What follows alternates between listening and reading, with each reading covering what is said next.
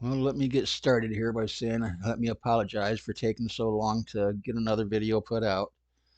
The radiation treatments have been a lot more demanding on my body than I originally thought they would be, but I'm beyond those now and I'm starting to get my energy back. So we'll hopefully get back on a schedule to where we can get one of these out every week. And here's the newest one, and this was actually done as a uh, combined effort with Thumper, and you can see it also where we did it together on his channel on Thumper 14 here on Rumble. But let's get started. This is Conan Part 1, presented by myself, R2R, Return to Republic. And of course, Con stands for conspiracy and N stands for enthusiast. So let's get started by looking at the legal definition of these words as found in Black's Law, 4th edition, unless otherwise noted. Now, conspiracy in criminal law, a combination or confederacy between two or more persons formed for the purpose of committing by their joint efforts some unlawful or criminal act, or some act which in itself is innocent but becomes unlawful when done by the concerted action of the conspirators, or for the purpose of using criminal or unlawful means to the commission of an act itself not unlawful. Enthusiast, those who believe far more than they can prove and can prove far more than anyone else can believe. Now, this phrase is what guides me to continue researching, digging, and looking for factual information that can be used to prove to people that all they think they know is based on lies and deception. And much of my life is spent working as a conspiracy enthusiast. And one of the reasons for that is because once you can back your stuff up with factual information, your conspiracy act is no longer considered a criminal act.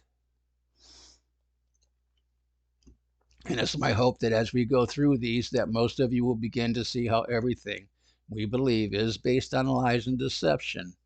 And the first word we're going to start with this time should be a perfect example of just how deceptive and evil the system is, and how and why it is deliberately hidden within the legal definitions so as to keep us all ignorant of what we are truly projecting into the world as well as the universe. So ask yourself, do you want to speak words of life or words of death?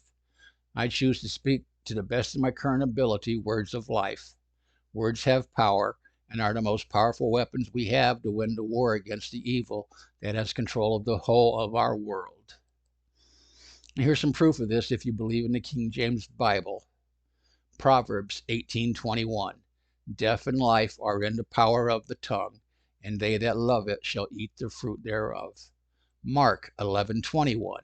And Peter, calling to remembrance, saith unto him, Master, behold, the fig tree which thou cursest is withered away. Mark 9:23. Jesus said unto him, If thou canst believe, all things are possible to him that believeth. There's many more to be found. All you got to do is look. What comes now may not only upset some of you, it may actually make some of you angry. Unfortunately, in my belief system, there are a few of us who are still not of the world. And we'll also take a look at the current movement of people changing their status to U.S. nationals or state nationals. And although they're a step in the right direction, it's not the overall solution to removing themselves from being of the world. But let's check into some of the deceptive words that keep us entrapped and enslaved in their world of evil, the dying and death.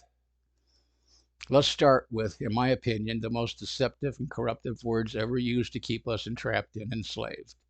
That word is human being.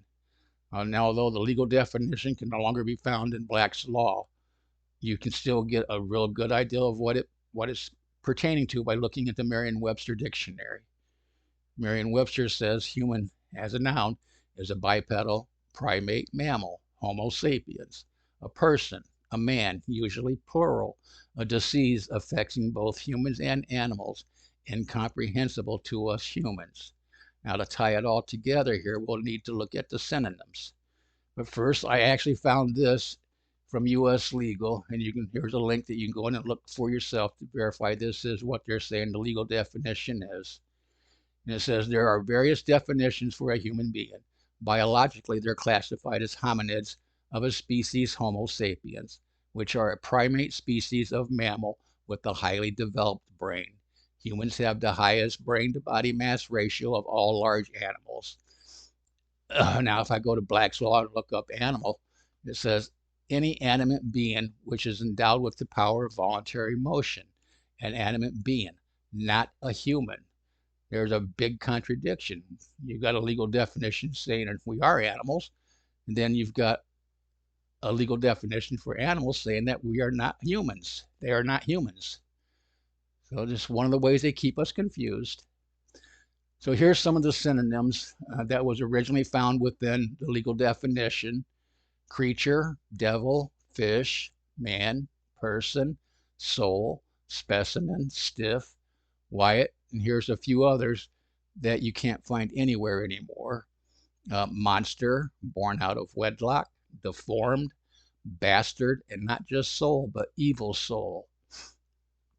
Now, at a later date, we'll go into how the birth certificate ties into this. But a question for all of you: how many of you know when this word first showed up in our history and when it first showed up in print? Excuse me. To the best I've been able to find, it first started being used sometime in the late 1600s. And the first time it showed up in print was sometime around 1750, 1751. And having dug into and finally comprehending just how deceptive the word is, I've not called myself this for years now. Instead, I call myself that which I've been created and made to be, a living soul, as found in the King James Bible, and only in 2 books of the Bible. So the book, chapter, and verses are Genesis 2:7, and the Lord God formed man of the dust of the ground and breathed into his nostrils the breath of life, and man became a living soul. And so in 1 Corinthians 15:45, and so it is written, the first man, Adam, was made a living soul. The last Adam was made a quickening spirit. Now here's a few more words of deception to further prove just how thoroughly deceived we all are. Man, a human being, a person of the male sex. A male of the human species above the age of puberty. In its most extended sense, the term includes not only the adult male sex of the human species, but women and children. Now, this is what we find in the 1968 revised edition. In an earlier edition, the words women and children were actually woman and child. And now a male is the masculine sex who is able to beget young. Woman and child still can't be found in the revised edition. The one that counts is female. Excuse me. Now, it did not make sense to me that the revised edition would remove woman and child, so I started searching, and I did find this for child. Illegitimate child is a bastard. A legitimate child is one born in lawful wedlock. A natural child is a bastard, a child born out of wedlock. Posthumous child, one born after the father's death. Quasi-posthumous child in the civil law, one who, born during the life of his grandfather or other ascendant, was not his heir at the time he made his testament, but who by the death of his father became his heir in his time. The word child in statutes often means either child or children. See children. Children is ordinarily a word of description limited to persons standing in the same relation and effect as if all the names were given. The words child and children in their usual sense are words of purchase. They may, however, be used as words of limitation. There's other cases that could be listed here, but that would take all the fun out of your possibility of doing some of the digging on your own, and I hope you will do some research on your own. All these terms also apply to adopted children. Now, I've not had enough time to look further into woman and women, but I'm believing that once I do, we'll find that there's going to be the same type of situation with woman and women as there was with child and children. So you should be able to see how this game of deceit and deception is always evolving to keep us confused and in their land of the dark. Isn't it time to wake up more? Now, like I said, female is the one that counted. Female, the sex which conceives and gives birth to young, also a member of such sex. The term is generic, but may have the specific meaning of woman if so indicated by the context. As now found in the Revised Edition. At this point, all we'll get will come from the Revised Edition. I hope by now you can comprehend how this system's been used to keep us confused, deceived, entrapped, and enslaved in their world of evil. What you've seen here is just a point of the needle, and too much at one time could cause information overload, and we don't want to do that, so we're going to move into a different area. Excuse me. Now on to the U.S. nationals and the state nationals. We'll also take a look at some of the different types of governments. Actually, let's start with the governments and perhaps the differences between a country and a state nation. Nation, a people, an aggregation of men existing in the form of an organized rural society, usually inhabiting a distinct portion of the earth, speaking the same language, using the same customs, possessing historic continuity, and distinguished from other groups by their racial origin and characteristics, and generally, but not necessarily, living under the same government and sovereignty. I'm going to take a break here for a second, be right back.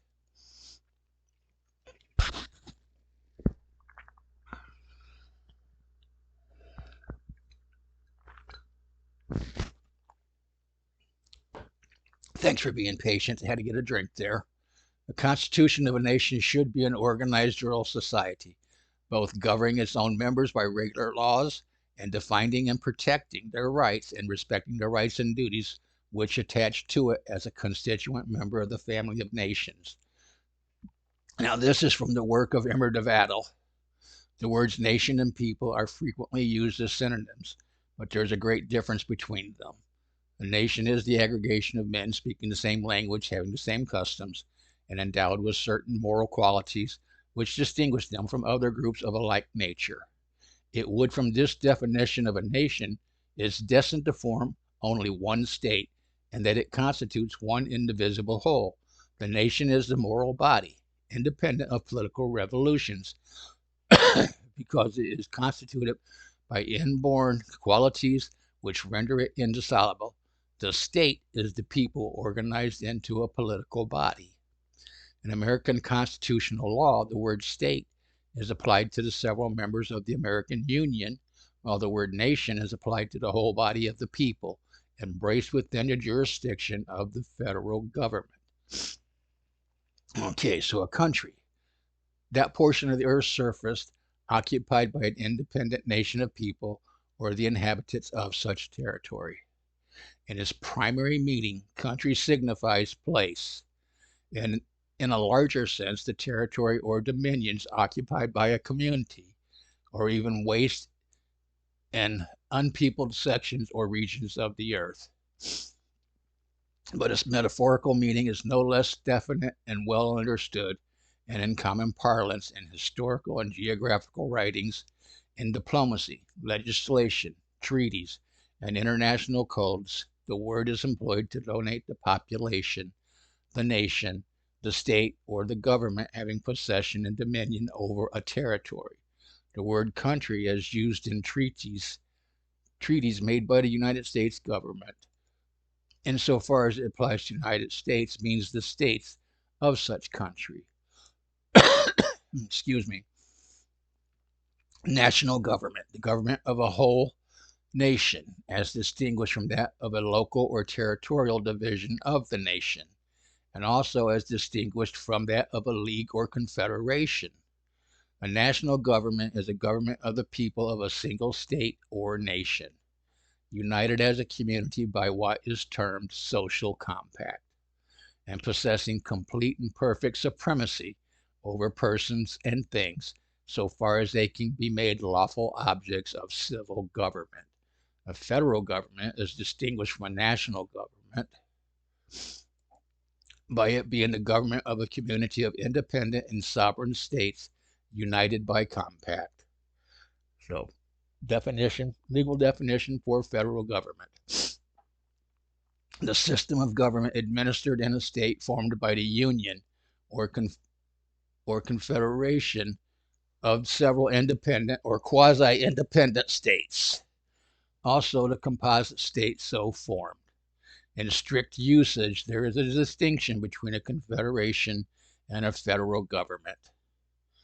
The former term denotes a league or permanent alliance between several states, each of which is fully sovereign and independent, and each of which retains its full dignity, organization, and sovereignty, though yielding to a central authority, a controlling power for a few limited purposes.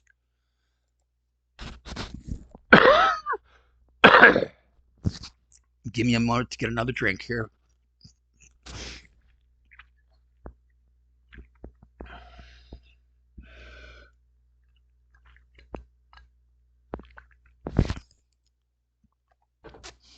Okay, apologies for that. Such as external and diplomatic relations. In this case, the component states are the units which respect to the Confederation, and the central government acts upon them, not upon the individual citizens. In a federal government, on the other hand, the allied states form a union, not indeed to such an extent as to destroy their separate organization or deprive them of quasi-sovereignty with respect to the administration of their purely local concerns, but so that the central power is erected into a true state or nation, possessing sovereignty both external and internal. While the administration of national affairs is directed and its effects felt not by the separate states deliberating as units, but by the people of all in their collective capacity as citizens of the nation.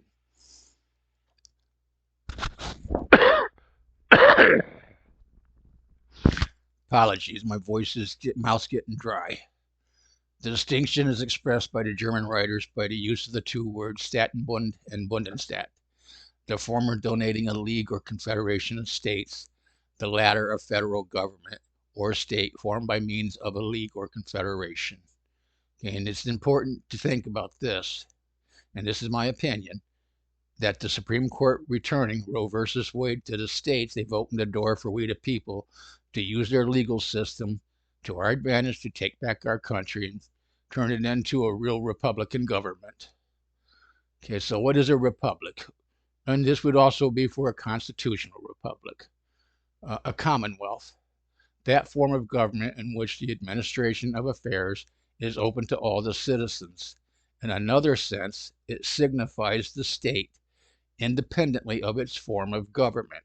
And basically what that's saying is it's dependent on what type of government you have in place determines what your republic is, whether it be a commonwealth or whether it be a state or nation or a state nation.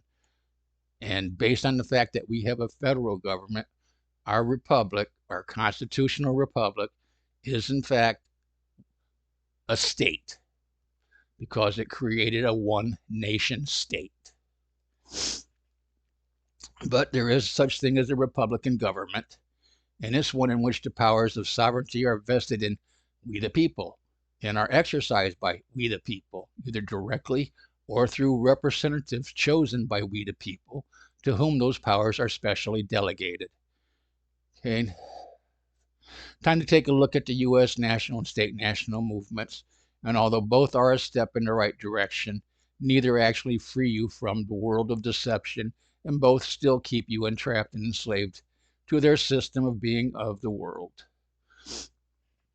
So a U.S. national is any individual who owes his sole allegiance to the United States, including all U.S. citizens and including some individuals who are not U.S. citizens.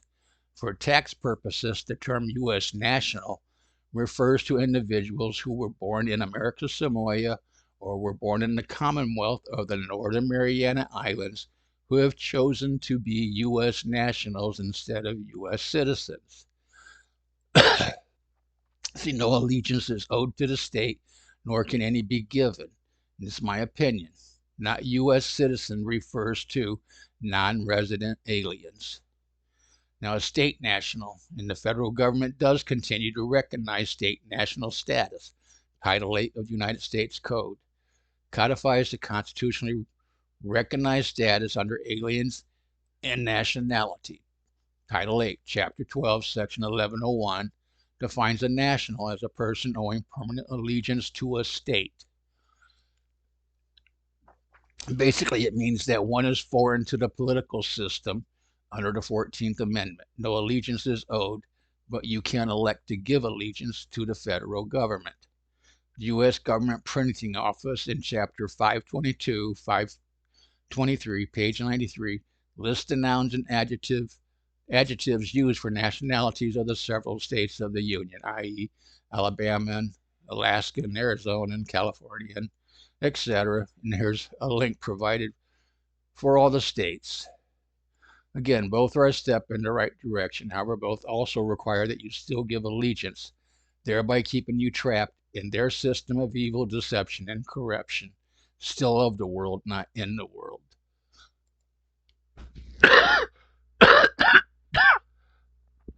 And this has just been a drop in the bucket. There's so much more we could go into. And if in time, we will, a little at a time, to help prevent information overload. If you spend too much time digging into this all at once, you'll experience the overload or even burnout. Now, I ask if you find any of this to be beneficial in any way, then please check out my YouTube and Rumble channels, give them a like, and always remember to share across all your social platforms. But the most important thing you can do to help me out is to share these with friends and families in other countries, because this is a global fight that we're in. And as always, gratitude to all of you. I hope each and every one of you have a fantastic evening, and thank you for being here. And I'll see you again soon.